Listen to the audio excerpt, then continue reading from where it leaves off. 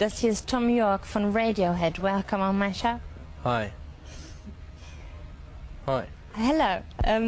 First I'd like to talk about cycles. I think most bands release their records in certain cycles. You know, first comes the over-arranged record, then comes the reduced record and stuff like that. But I think Radiohead, they're working on a linear vision, if you know what I mean. Or maybe your cycles are bigger because you're not going in circles. Oh, I think we are. Do you? Yeah, ever decreasing circles, probably. But then you see them and I don't. Can you explain what sort of circles you mean? Well, when you're working, you kind of know, you never think you're repeating yourself. And then you get to the end of the record and you look at it and go, oh, okay. Because you're basically working with your limitations. And your limitations are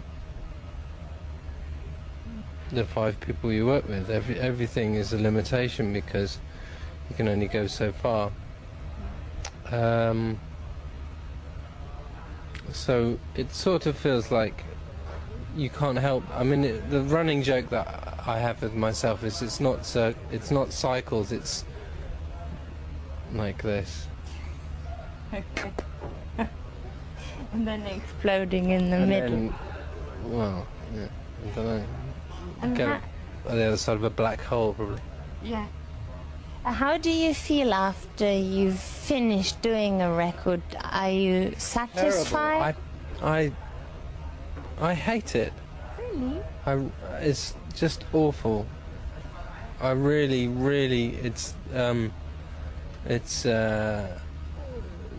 making this record was really good fun. Mm-hmm. And then finishing it was a fucking nightmare. It was horrible. It was everything was really spontaneous, and then we had to mix it and everything just went wrong because I mean, we were recording, we were doing like a song a day and we were working really fast, and then suddenly you're presented with it as a finished thing, and suddenly you have to start thinking of as an album, and you suddenly start having to think about the bullshit that's going to go with it, and you have to start thinking about the British press, and you have to start thinking about how something you may have meant completely genuinely will be taken as something else, and it's out of your control, and you have to say goodbye to it. And I mean, there's obviously you have to say good. You know, you do a piece of work and you feel really passionately about it, and you have to say goodbye to it. But for me, this particular record was really difficult to finish because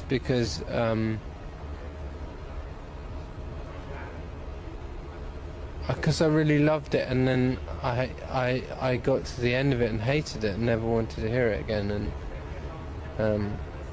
it was very upsetting. And so it's kind of fun to play it live now because I can get it back, you know. Yeah.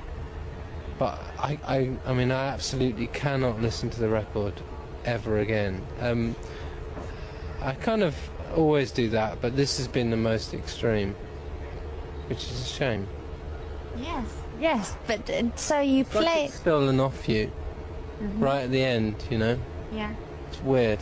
But that's, you know, I'm quite a precious person, so... Would you say your music is more like a reflection of you, or is it more like constructing a parallel world? Definitely the latter. Good question. Oh, thank you. I like that question. Well, you think it's more constructing a parallel world? Yeah, I get beamed it. I mean, my bits are beamed to me. I don't have nothing to do with me. I'm, tuned into a certain frequency some days and receive the information I need. Okay. It's got nothing to do with me, I tell you. So it just drops into your brain somehow, and you sit around waiting for it. Yeah. I wait like this.